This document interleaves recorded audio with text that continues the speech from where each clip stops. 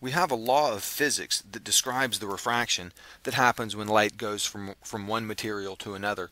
It's called Snell's law, and it's named after Willebrod Snell, a British scientist, and sometimes you see his name written as Snellius, but it's also commonly written as Snell, and this is referred to as Snell's law. Snell figured this out empirically, and that means he did it by observing the data, by taking measurements, by looking at what happened when light rays went into different materials and measuring the angles. This diagram represents a ray of light entering some water. So we'll show the refraction here, and these angles are measured relative to the normal. So the angle that the incident ray, the incoming ray, makes with the normal, we call that I. That's the angle of incidence. The angle down here that the refracted ray makes with the normal, we call that R, the angle of refraction. So there's two angles, I and R. I is the angle of incidence, and R is the angle of refraction. There's also two materials. In this case, we have air and water.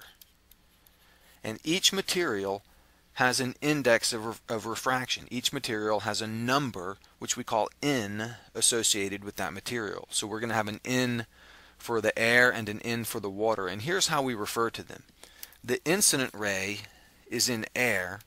So the index of refraction up here for the material air, we call this Ni. And the index of refraction of air is 1.00. So this I means we're referring to the index of refraction for the material where the incident ray is, and the incident ray is in air. So Ni in this problem is the index of refraction for air. Now we also have water, and the refracted ray here is in the water. So I'm going to say Nr is equal to 1.33 because that's the index of refraction of water. So this little r here refers to the refracted ray, but we're not talking about the ray or the angle, we're talking about N, the index of refraction, and it's the index of refraction N for the material where the refracted ray is, and the refracted ray is in water in this case, which has an index of refraction of 1.33. Now here's Snell's law. He said this, Ni times the sine of I, that's the sine of that angle, equals Nr times the sine of angle R. And that fact is all you need to calculate a refraction. Just remember what the different pieces of that equation are. I is the incident angle, so you have the sine of the incident angle, and R is the refracted angle, so you have the sine of the refracted angle. And these N's are the indices of refraction for the two different materials. Ni is the index of refraction of the material where the incident ray is, and Nr is the index of refraction for the material where the refracted ray is. Now we'll say a few things about lenses and the basics of how they work. There are, broadly speaking, two types of lenses. A converging lens, like you see here, and it's called a converging lens because it will cause incoming parallel rays of light to converge. If you have a ray of light coming in like this and like this, these light rays will bend as they go through the lens, and they'll converge. Well, they'll cross and keep going, but at this point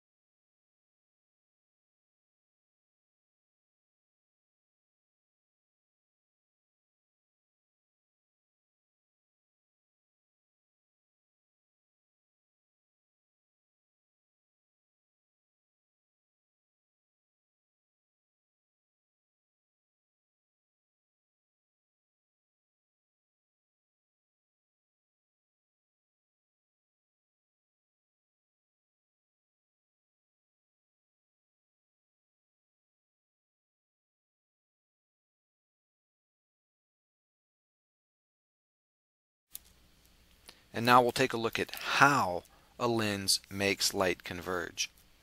If we imagine a converging lens, let's take a look at this region here. I'm going to draw a close-up of just the top of that lens. Really large here. So the lens might be curved something like this. And here comes our incoming ray of light. Now the normal is right here, perpendicular to the glass. And when the light comes into the lens, it slows down and bends toward the normal. So it doesn't bend that way, it bends this way. So it veers to the right basically as we're looking at it. Now when it gets over here to the other side,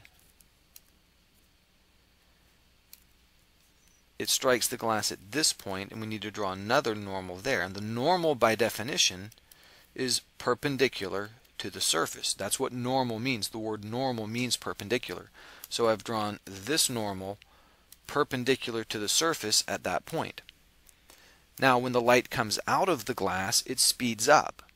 And when light speeds up, it bends away from the normal.